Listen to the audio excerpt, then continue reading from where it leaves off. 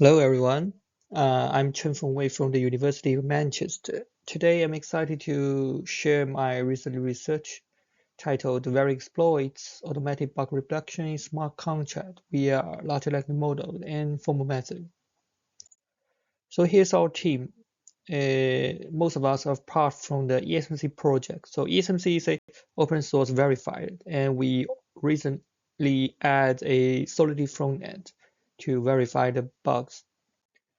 So what's the motivation of work? Well, when we are developing our ESMC Solidity frontend, and we also compared with other tools, we find there's a gap between finding the bug and reproducing the bug.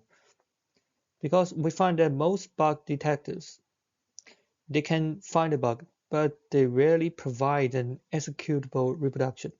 I mean, it's like technically hard because to reproduce a bug in smart contract Solidity, written in Solidity, it not only requires a exploit trace, it also requires to generate an attacker contract. And especially when we considering most of the bug in smart contract, it requires multi-transaction steps, and you need to analyze the cross-contract interaction. So even if some information provided by the bug detector, it's still hard to handcrafting the whole bug reduction process. So overall, the idea is to bridge this gap. So why reproducing bugs is important? We identify three reasons. One is to understanding and the bug, how the bug occurs, and to repair based on the analysis.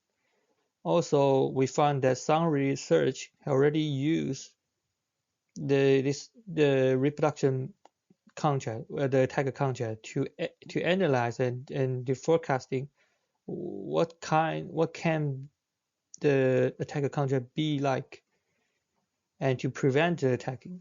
And also, some research they introduce the bug reduction to validate their bug discovery. Like imagine someone use large language model to find a bug, then he needs to confirm that the bug is actually exists. Then he generates a attacker bug and to run it in the simulation environment to confirm that okay, the bug is actually real. So overall, in our research, our primary goal is to understanding, but our generated content are also suitable for forecasting. And here's our solution. It's called VeriExploit. The framework is basically combining large language model with the formal verification. A, it contains three stages. One is generation, one is validation, and one is reflection. So in generation, given the context sample found by the verifier and original contract, we send it to the large language model and ask him to generate an attacker. And given the attacker, we introduce a new verification mode called bounded cross-contract verification. The goal is to automatically and formally validate if there exists an exploit from the attacker to the original contract. And if there does not contain which means the BCCV is failed, we then go to the reflection stage where we redo the BCCV mode, but with some modification, and to generate some reflection information for the large language model to show them why it failed, and then we go back to the generation state. So here's an overview of the core algorithm, which is basically how the BCCV works. We need two things as inputs. One is a multi-contract system containing the original contract, which are the vulnerable ones, and the generated contract, which is the attacker. And we also require a verifier, of course, as the verification engine. And we do require it to support unbound reasoning beforehand. So it should already support like K induction, or like in ESMC you use K induction, and we also use the SOCMC, you use CHC modeling.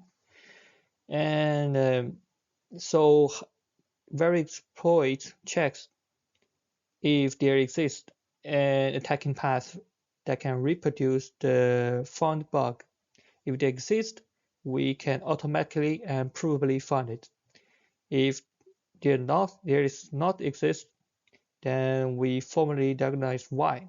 So we categorize into two reasons. One is unreachable, which means the attacker contract cannot reach the line of code in the original contract which contains the bug. So if it's unreached, we then tell the large language model that, okay, so the contract generates cannot reach the line of code that contains the bug. Please regenerate. And the second reason is incorrect parameters. The parameters here is not the function parameters, it's the border concept. It's basically imagining a state system. We model the contract in the state system, and from one state to another state, there's parameters, and we tell the large model that in this state in some state transition, the parameters in this transition is incorrect. Like it can be the argument in a external function call, or the initialization, or the context and state. So here's some key numbers from our evaluation. So we collect 100 samples from the open source benchmarks and on-chain contracts to evaluate. So it covers 6 vulnerability types, including arithmetic overflow, underflow, division by zero, array of bound, assertion violation, and reagency. Basically, these are the bug types that's supported by the verifiers. And we cannot go beyond to the bug type that does not supported by the verifiers. And so here's the result. We collect the success rate, and when we're using ESMC Solidity as the verification engine backend, we reached 85.6%, and when we're using SOCMC, which is also known as SMD checker, we reached 64.6%.